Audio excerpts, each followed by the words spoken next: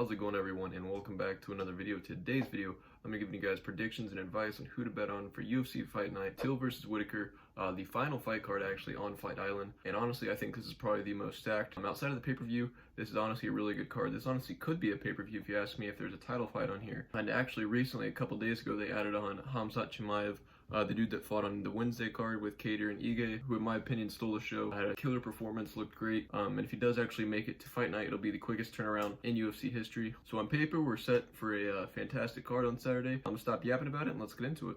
For the very first fight up on the main card, you have Hamza versus McKee. And if anybody watched the fights last Wednesday, the Cater Ige card, Hamza literally looks like he could be a champion someday. I don't even think I gotta explain this, honestly. I'm just gonna say I'm picking Hamza. They call him Khabib 2.0. He's 7-0, 4 knockouts, 3 submissions. He has phenomenal grappling. That's literally why they call him Khabib 2.0. And honestly, his stand-up might be better than Khabib. He's got very fast, powerful hands from the videos I've seen, the highlights. He's got one-punch knockout power, and his hands are very fast. McKee, on the other hand, has a record of 10-2 with 7 knockouts, 3 submissions. He's on a 3-fight win streak, and he'll be making his UFC debut this fight. And he has had more fights, so technically he is more experienced. For this fight, I'm going to be picking Hamza. I think it's just going to be a complete shutout. I'd be really impressed if McKee did put up a good fight. But I feel like getting tossed someone like Hamza on your UFC debut is a death sentence. So for this fight, I'm going to be picking the favorite in Hamza. For the second fight up on the main card, on paper, what looks like a very exciting fight, you have Cowboy Oliveira versus Sabata. Sabata is actually going to be making his first appearance in the octagon after 2 years. He's 17-6 with 15 finishes, with a majority of those being by submission. He's a Brazilian Jiu-Jitsu black belt, and honestly, all of his losses recently have been to pretty tough competition. His most recent one being his last fight to Leon Edwards, who's actually a top-ranked welterweight right now. Oliveira, on the other hand, has a record of 20-8 with 16 finishes, has very good kickboxing and Muay Thai. It's kind of a weird, wacky, unorthodox style. But unfortunately, he's lost 3 of his last 4 fights and really just been kind of inconsistent in his past couple appearances. Even his last fight, he won by split decision. And even though Sabata hasn't fought in 2 years, he went on a very long win streak before his last 2 losses. If you look at his record, he looks like a very legit fighter. He's definitely beat some good competition as well.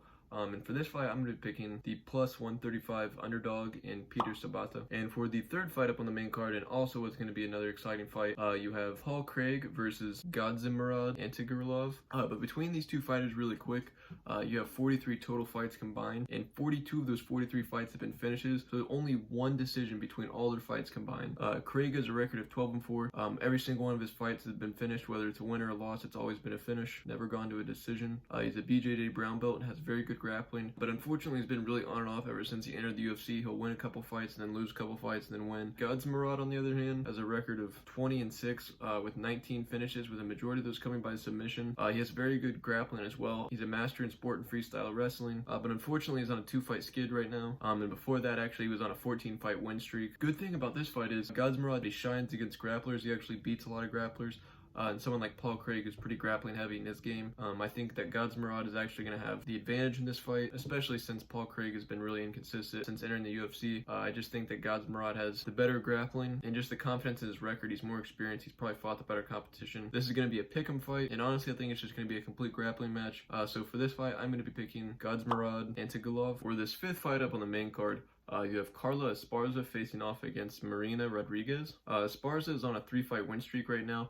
She's a phenomenal grappler, an NAIA wrestler, and a Brazilian Jiu-Jitsu brown belt. She's definitely had the more fights and fought the better competition between the two. And honestly, on paper, it looks like Esparza would honestly blow Rodriguez out of the water. Rodriguez is an undefeated fighter. She's 12-0. She has very good Muay Thai, very good striking, very good kickboxing. She's going to have a 4-inch reach advantage going into this fight, and she's going to be 6 inches taller than Esparza. And I was doing a little bit of research on this fight, looking at Esparza's losses. All of her losses, especially her knockout losses, have been to people that have a longer reach and are better strikers.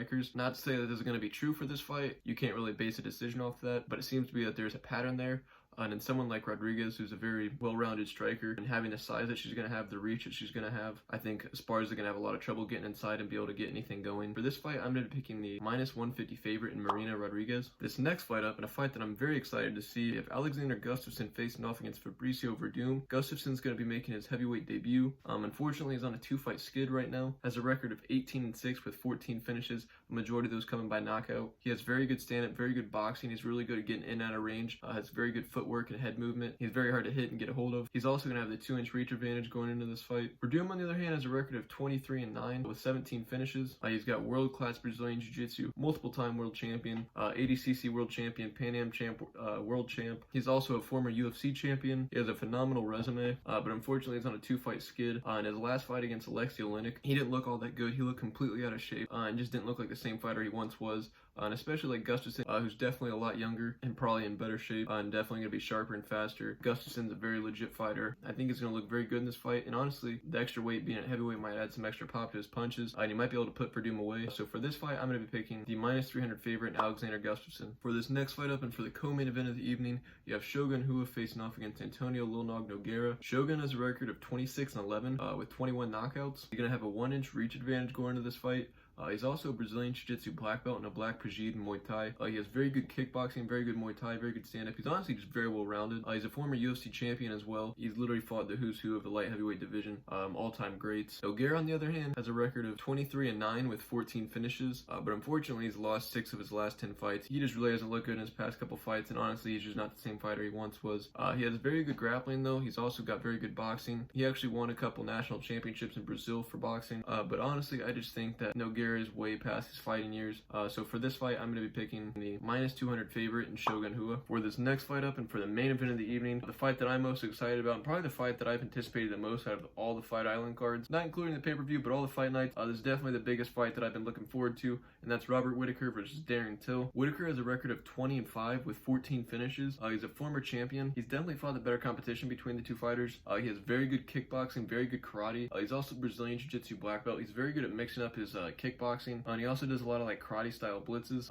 which makes him very dangerous because he has very fast and powerful hands as well. Till, on the other hand, has a record of 18-2 with 12 finishes, the majority of those coming by knockout. He has very, very good Muay Thai. He's very tactical and strategic, but he also packs a lot of punch, and he's very fast. He's going to come into this fight with a 1-inch reach advantage, and he's also a former title challenger actually at welterweight, with his only losses coming to Tyron Woodley when he fought for the title, and Jorge Masvidal back in March of last year. This fight is honestly really tough to pick. Because you have someone who's very good at mixing it up, very sporadic, very powerful, and very fast like Whittaker. Then you also have someone powerful, fast, and strategic, who's also a very good striker in Till. And for this fight, I just think that Whittaker's definitely going to come in wild one of these times with his blitzes where he's throwing his fast, powerful shots. And someone like Till who's very good at using his range, his distance, keeping opponents away and keeping them at his reach and keeping them at his range. He has very good counter shots, and his left hand is a piston. I think one of those times that Whittaker is going to try to close in that gap, he's going to get caught with that left hand. I think he's going to get his lights put out. So for this fight, I'm going to be picking the +100 underdog in Darren Till. I hope you guys did enjoy this video though. Please be sure to like, comment, subscribe, share this video if you guys know anyone that bets on fights, anybody that's going to be betting on these fights in particular. Send my video their way. You guys can both make some money. I'm also going to be making a video if any of you guys are under 21 and want to put money on fights.